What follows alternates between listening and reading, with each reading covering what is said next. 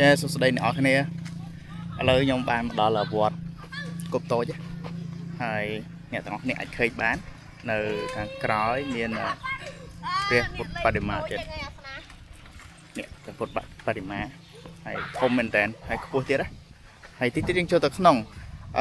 ដោយការខ្ញុំមកវគ្គមុនហ្នឹងឮថាពេលងាយគេមានលក់អីញ៉ាំហើយចាំមើលយើងជិះចូលទៅក្នុងទាំងអស់គ្នាណាអូខេអរគុណអ្នកនរអាចឃើញស្ពានដែលខ្ញុំនិយាយពីមុនណានៅខាងភូមិតូចមែនតែស្ពានបែបនេះគឺអានេះតាំងពីដើមហើយមានផ្ទះទឹកអីចឹងណាអាចឃើញបានអានេះ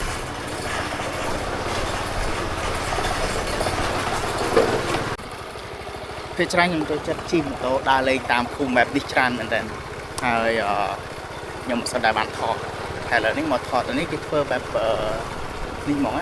នៅលាវនៅឡាវចឹងគេហៅភូមិឡាវដែរតែបងប្អូននេះជួយគេមានលក់អីខ្លះនៅខាងមុខមានអូ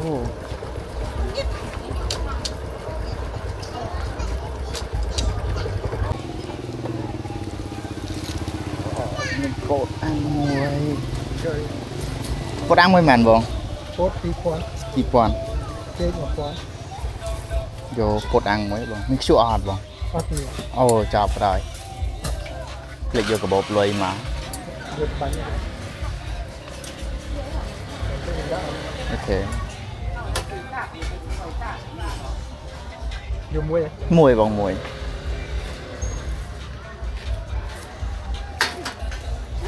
តំណងនេះសាក់មួយហ៎ចេកក្តៅហើយបងដាក់ក្តៅតិច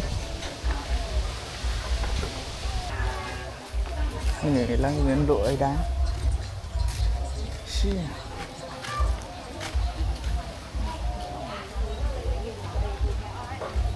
ស្លោទៀត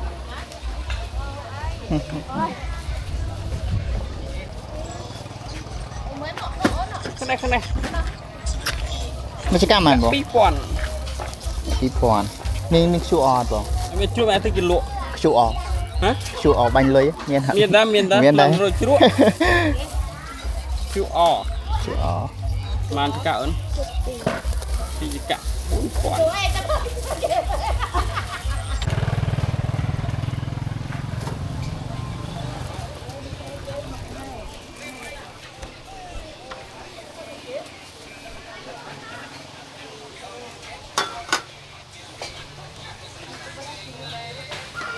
ភ្លើតចាំភ្លើតរត់មានលោហើយអានោះ2,000អានេះ2,000អានេះ1,000ណាណាទៅនេះ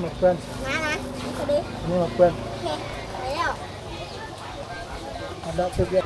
បានបង3,000រៀល3,000ភ្លេចយកកាបូបលុយមក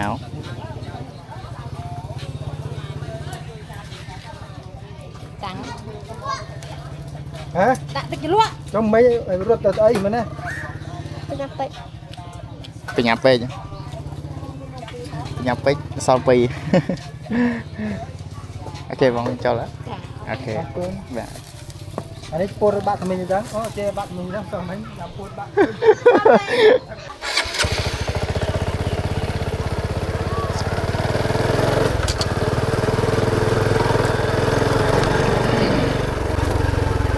អូខេអ្នកនរយើងមកភូមិលាវនេះទិញបានពោតមួយមានចេកមួយចង្កាក់ហើយនឹងមាន់អាំងពីរចង្កាក់ដែរខាត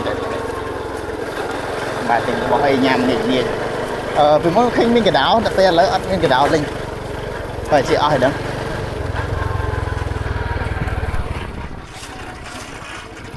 អូខេទាំងអស់គ្នាមានតែប៉ុណ្្នឹងទេនៅភូមិលាវលើកទី2បាយបាយ